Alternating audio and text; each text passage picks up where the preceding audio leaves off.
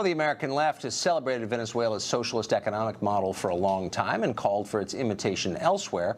Unfortunately, as you just saw, the model appears to be encountering some fairly predictable difficulties recently, with violence, political unrest, and even starvation now sweeping the country, which, by the way, does not have toilet paper. Does the left still think that socialism works? Dakotah Lilly is with the group Students and Youth for a New America. It's a pro-socialist youth organization, and joins us now. Dakotah, thanks a lot for coming on. Thank you. So do you see a pattern here? I mean, it's not just Venezuela, but it's also, I don't know, 1970s Bulgaria, Romania, and Albania, and the Soviet Union, and Cuba, and North Korea, and every country that has tried this economic system winds up in poverty. So do you see a connection between all of these cases? Well, Tucker, what I think is extremely important is we need to acknowledge that what Venezuela is currently facing right now is terrorism at the hands of the opposition. The opposition has bombed schools, they've bombed buses, they've taken wiring and strung it across roads to behead cops on motorcycles. These aren't choir boys, these are violent extremists hell-bent on taking away the progress Venezuela has made over the past few years. So who's got the guns in Venezuela? Private gun ownership is obviously illegal in Venezuela, and so the overwhelming majority of firearms are in the hands of the government. So how can the opposition to the government be the ones perpetrating the violence? Well, Tucker, if you look at the casualties that have happened in the past few months in these protests, the majority of those that have been killed have been trade unionist leaders, have been dedicated Chavistas, have been people on the left. So obviously, the ones that are being targeted are those that support the government. Dakotah, I don't want to rock your world, but I think reliable statistics probably pretty hard to come by under the Maduro government, I would say, which controls, of course, all the statistics coming out of Venezuela. But the bottom line is the country has had a socialist government for over 10 years. It's become poorer every year, despite having the world's largest oil reserves. Does that give you any cause to stop for a second and say, you know, maybe this whole socialism thing doesn't work that well? It's never worked anywhere. It's not working again. Maybe there's a lesson for me as a young American, no?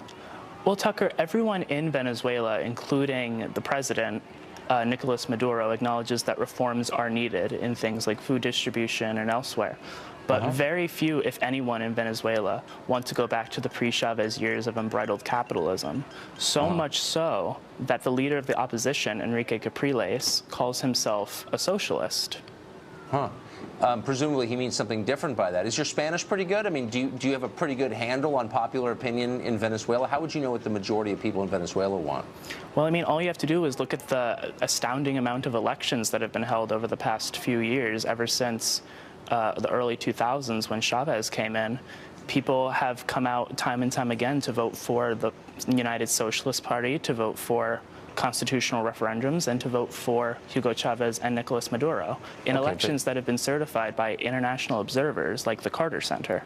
So you really think that the government of Venezuela is on the level, that it is a purely democratic government, that it's basically successful economically?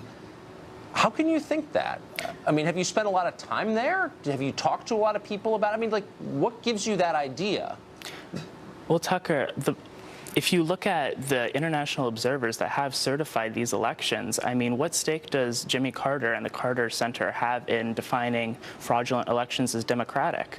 I mean, I think most people, if you look at the violence that has happened after these elections, every time the government has won an election, there's been mass violence, yet the one time the opposition won in December, there was no violence. And plus, at the end of the day, what stake do American working families have in the United States meddling in internal affairs in Venezuela? Well, I don't think it's a question of the United States meddling in internal affairs in Venezuela. It's just that it's a total disaster. Like, they don't have toilet paper in parts of the country. People are starving in what was pretty recently in my lifetime. I visited it as a kid. A rich country, a country making progress towards first world status, and now it's a disaster with one of the highest crime rates in the world. Like, the Chavez and Maduro people did that. Why not just say that out loud? Why make excuses for them?